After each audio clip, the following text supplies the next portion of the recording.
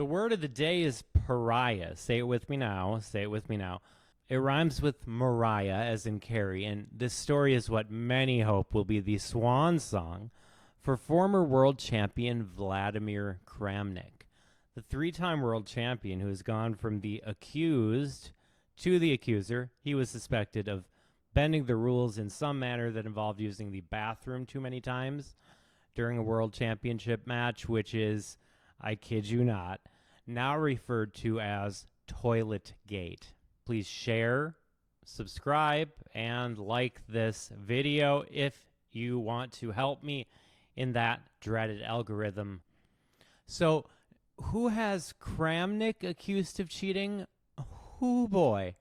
Kramnik accuses a small group that he calls the Chess Mafia and is comprised of Chesscom streamers and players who work directly with the company, mainly Hikaru Nakamura, Daniel Naroditsky, and Jose Martinez, who fans of chess during the pandemic era are more likely to know by his chess.com username, Jospum.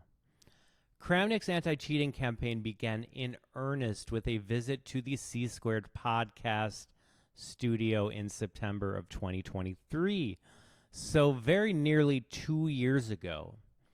At first, he cast his aspersions with a small net looking to hook what sounded like 2 or 3 regular competitors in the Chess.com titled Tuesday tournament, which welcomes all players who have attained the status of Candidate Master, National Master, FIDE Master, International Master, or Grandmaster. Are there a number of strange anomalies entitled Tuesday? Yes, absolutely. Hikaru Nakamura, for instance, he's won 21 tournaments in his chess career, from what I can find.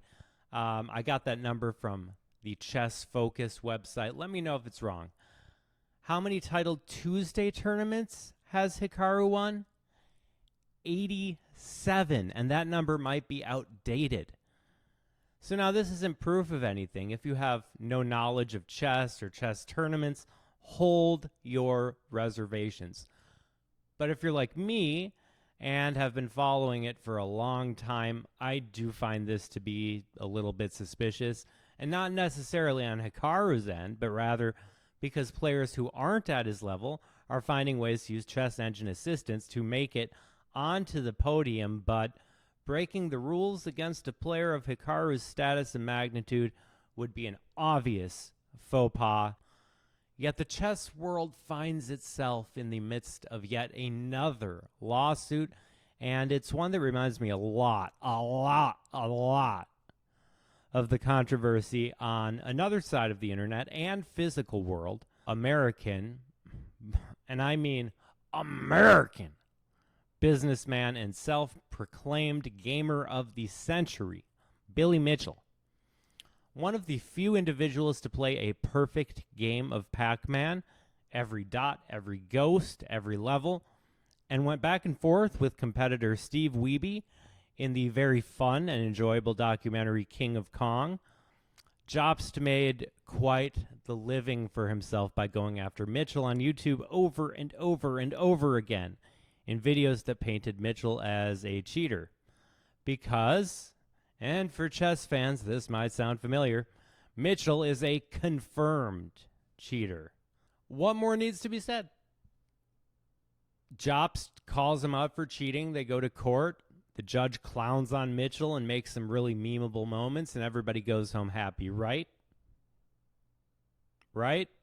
I lost my lawsuit against Billy Mitchell, and the judge has ordered me to pay $350,000 in damages, plus interest. Huh. Okay.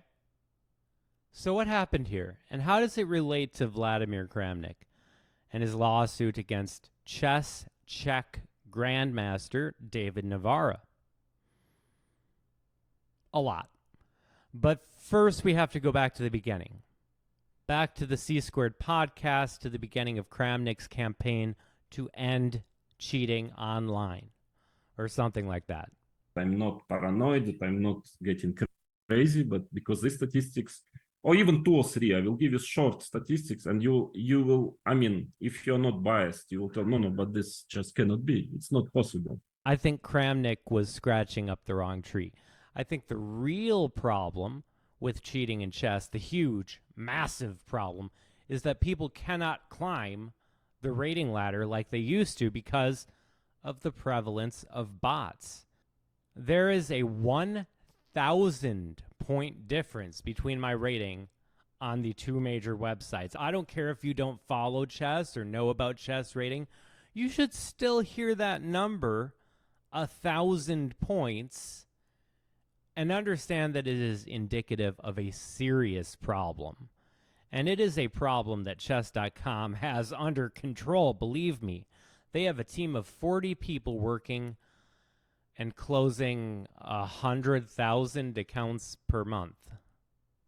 So that's 2,500 accounts per person per month, which would mean that if they work 40-hour work weeks, they're closing more than one account per minute per person. But when Kramnik popped his head in, he became, who remembers our word of the day? That's right, pariah. Anybody who has talked about cheating, insinuating that there was too much cheating or just flat out cared about cheating, was immediately labeled a Kramnik sympathizer, an enthusiastic member of Team Kramnik. Chesscom couldn't stop the cheating. They can't even make a dent in it. So they do the fiscally responsible thing, and they have a smear campaign to poison the well. And it worked. It worked perfectly. If you complain that your rating is 1,000 points too low, you're jealous as well as paranoid. And Vladimir Kramnik, he's probably your dad.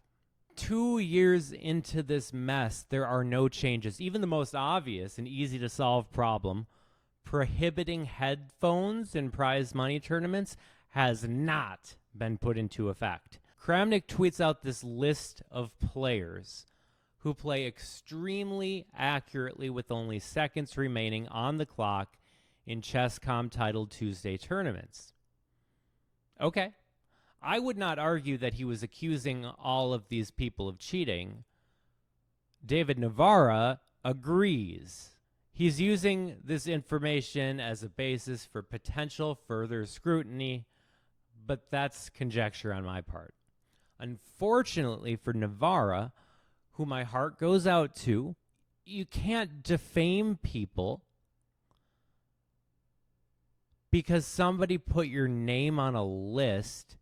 I strongly disagree with almost everything that Kramnik has been saying for the last year, with a few minor exceptions. But on this one, I'm actually on Team Kramnik. Kramnik is my dad for this one, because Navara responded to this generic list that Kramnik tweeted out, one of the million just asking questions exhibits for Kramnik's fantasy kangaroo court, by blaming Kramnik for extremely serious things, stopping just short of saying that Kramnik had directly caused seriously, potentially irreversible, potentially income-losing side effects and depression and very, very, very bad thoughts for months up to a whole year.